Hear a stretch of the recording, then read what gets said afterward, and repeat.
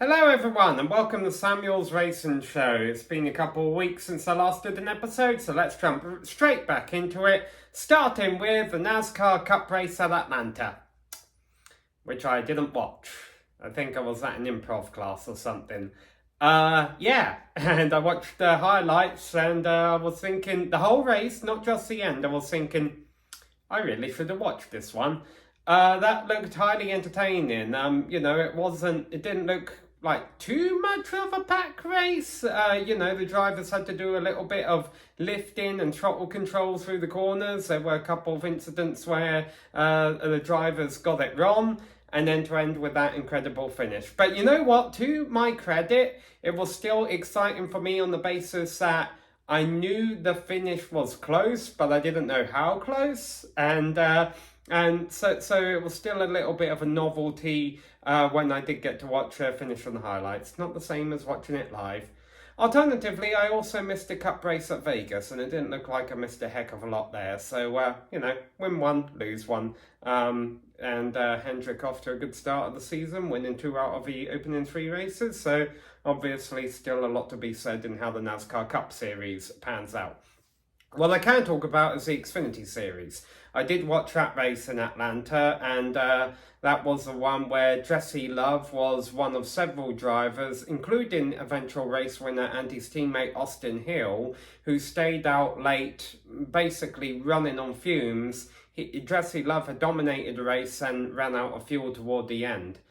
And I was just being a couch commentator, really thinking, why risk it? It's the final 2 laps of a race at Atlanta, and there were 2 reasons I really liked the idea of pitting as soon as possible. The most important one is there's 16 cars left on the lead lap. And so everyone 8th, 9th on back is going to pit. So worst case scenario, you pit from the lead the first lap of caution, you come out in 7th or so, and then a couple of cars are going to run out in front of you and you'll quickly be up there in the top 5. You've got the fastest car. I know it sounds like I'm talking with hindsight bias, and I am, but at the same time, this is what I thought at the time. I've just, maybe, I very rarely win when I go on iRacing. I do safe strategies that normally pan out with a good result for me. Maybe Jesse Love thought the only way he could win that race was to stay out, or his team thought the only way he could win that race was to stay out. I just didn't see it. I really thought that had he pit, and the second reason I kind of like the idea of pitting is 2 laps left to go at a pack race in Atlanta. There's a good chance there's going to be another caution. Of course, there wasn't. And Austin Hill, who ended up winning the race, did so having not pit. So, maybe to that extent they proved me wrong. But, yeah, no, I would have pit. And then Xfinity also did the race at Vegas with John Hunter Nemechek winning, which John Hunter Nemechek is now a full-time driver in NASCAR Cup, so that doesn't really count for anything. And I've never really been a massive John Hunter Nemechek fan ever since he won by crashing another car into the grass at Canadian Tire Motorsports Park in the Truck Series a few years back. But that being said, there's some drivers I like less than John Hunter Nemechek, so kudos to him. He's a good driver. Truck Series, Atlanta, Kyle Busch, and Vegas, Rajah Caruth, both Spire Motorsports drivers. And when I first saw that Rajah Caruth had won, I don't have anything against the guy, but he's never struck me as really a front runner in the Truck Series. So my instant thought was, well, it's Vegas, it's a track with a pretty modern, especially for the trucks, which don't have as much power as some of the other cars. It has a newer track surface, it's probably a night race. So my thought was, it's a pack race, he's got a good car, it's an easy win for him. I didn't see the race, I saw the highlights, but even just watching the highlights, I could tell that wasn't the case. The drivers had to drive the trucks, and Rajah Caruth did a good job of that. It wasn't an out-of-nowhere win. He was up front all race long, so he proved me wrong.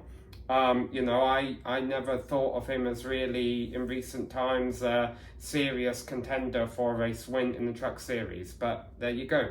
He got a win, and let's see if he can get more. Well done to him. All right, the series I normally enjoy talking about, Formula One. I was happy that the Formula One was such a snoozer for two reasons. One, I wasn't feeling too well, so it gave me a chance to kind of sleep a lot, kind of just lie down on the couch with my eyes half open for the last 10 laps. And secondly, because it did give us an opportunity to see what the actual pecking order is right now. It's not a whole lot different to what it was last year. Nothing's a whole lot different to what it was last year.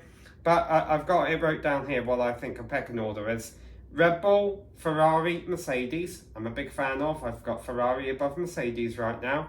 McLaren and Aston Martin, of course, top 5. Don't think there's too many arguments there.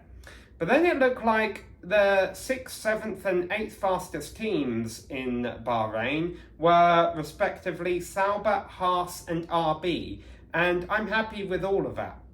Sauber, I've never had to pronounce his name out loud before. Guanyan Zhou? I'm just going to say Joe. He was up there legitimately, battling for 10th when Lance Stroll, I know there was a bit of strategy at play, but he was able to keep it up there in 10th place while Lance Stroll was working his way from the back after his early spin. He lost it eventually, but I think it was proof that the Kick Sauber is actually a decent car up there. Haas, they weren't running last. I think they were for a little while because Magnussen, or was it Hulkenberg, was in an incident at the start. But they were legitimately beating other back markers, so promise there. RB, I was half asleep throughout the last 10 laps, so I wasn't really on top of everything that was going on between Ricciardo and Tsunoda. They showed signs of true pace, didn't they, during practice, and then they kind of became the 8th fastest team out there on race day, so that was a little bit of a disappointment. And then Williams and Alpine at the back. The good news... No, that's optimism speaking. I was going to say the good news is hopefully that's the most boring race of the season. Let's not forget that we used to call Boh-rain Boh-rain. But no. They're going to Saudi Arabia next, and Saudi Arabia. You know what? Let's just jump over the Formula 2. We can be much more optimistic about that. I like to watch Formula 2, and this year it's actually going to be worthwhile to watch Formula 2 because there's so many potential driver changes that could happen at the end of Formula 1 this season. And the top story there is that Zane Maloney won both Formula 2 races at Boh-rain, and he's a Sauber development driver. The two Sauber drivers are Joe, who he wasn't impressing last season, but he still got to keep his ride, and here he is having a good race at Boh-rain, so maybe he can keep his seat. And Bottas, who was beating Joe last year, but at the same time, he's starting to fade, get a little bit towards the tail end of his career. So this is an opportunity for Maloney, if he keeps up this impressive pace that he had at Boh-rain, to maybe take one of those seats next season. And I wrote down here 4 drivers I like in Formula 2, and they are Miata, simply on the basis on his last name. I drive a Mazda MX-5. Good grief, I wrote down the yellow team and then told myself I was going to be intelligent and write down what the team's name actually was. But the number 9 and the number 10 cars, I think it's Maini and Ballesteros, I think is his last name, something like that. And the problem is I've noticed over time that they've both been a little incident prone, but at the same time that they have bright yellow cars, and I kind of just like it. I like it when teams do a different livery, much like Dennis Alger in the number 11 MP Motorsport machine, I want to say. He's got like an orange and green car, and that's how you make Samuel happy. You have a car that's painted like an orange or citrusy colour. That gets Samuel on your side. The one thing I don't like about Formula 2 is Alex Brundle. I've never really been a fan of his commentary, and I know it seems really cheap for, me who thinks he's a commentator because I do iRacing commentary to harp on someone who's a professional commentator and does it for a living. And, when you're at the venue, you don't have the nice resources that we have of being able to watch iRacing on 4 monitors where, we've got a few extra little tools at our disposal here. But the 2 commentators in the Formula 2 box completely missed the fact that Behrman stalled on the grid. They never brought it up. They're like, why is Behrman in the pits? He stalled on the grid. And then they had to watch a replay to see that the yellow number 10 car, whose name I forget. See, this is why I shouldn't be harping on commentators. I can't even remember the driver's name because I didn't write it down. But that he dumped someone in the first turn. They had to watch replays a few times to realise what was pretty obvious to most of the viewers. But also, just Alex Brundle, he places heavy emphasis on every 3 or 4 words that don't need to be emphasised. It's such a weird style of commentary. I love Martin Brundle, and don't get me wrong, Alex Brundle's an intelligent commentator. It's just, I don't know, he makes the viewing experience a little less pleasant for me. Supercross 450. Brett Lawrence is our first driver to make it to 3 wins this season. He gotten off to a rough start throughout the season, but now we've had that wonderful parity throughout the 450 class in Supercross this season. Ricky Carmichael likes to say the season starts at Daytona. We really start to separate the men from the boys at that point in the season, and maybe that's happening. Maybe Brett Lawrence is pulling away. But what I do like is that the rider keeping him honest is Eli Tomac, 2nd place in the last 2 races. So is Eli back? What can he do in the second half of the season? It'll be interesting to see if he can get up there and take a fight to Brett Lawrence. I'm not sure he can, but I don't know. I didn't think he'd be running up there getting 2nd place finishes. As a matter of fact, Daytona was a good race for Yamaha. They had Tomac in 2nd, Webb in 4th, and Justin Cooper in 6th place. I hadn't been thrilled with what Justin Cooper had done so far this season, so kudos to him. But the rider I still think is a dark horse and deserves a factory ride. I don't really know the ins and outs of why he lost the factory ride. It's Dylan Ferrandis. He's consistently getting finishes just outside of 5th place on a privateer bike. And he got 7th at Daytona, keeping that streak alive. Over in 250, there have been 2 250 East races since the last time I did one of these episodes. Hayden Deegan got his first win in the first one, and then at Daytona we saw Tom Vial get the victory there, so credit to Tom Vial. The thing that still throws me off is that Max Anstie is leading the points. I know he's a consistent rider, and I know that, a lot of riders, a lot of the points have gotten shaken up because they're only, 5 races into the 250 season, and all of the points are still out of whack because of the big pile-up that happened at the season opener. But I didn't think Max Anstie would be the one still leading the points at this stage.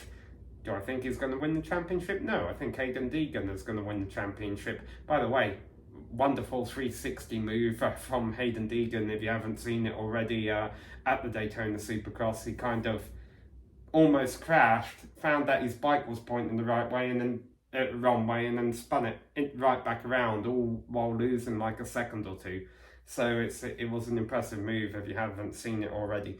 By the way, since I'm a Feld employee, I'm going to harp on Camden Murphy there, the Bakugan Dragonoid driver in Munster Jam. If you haven't seen the highlights of his freestyle run from last weekend at Arlington, he does 4 impressive saves within 30 seconds of another, so you should check that one out.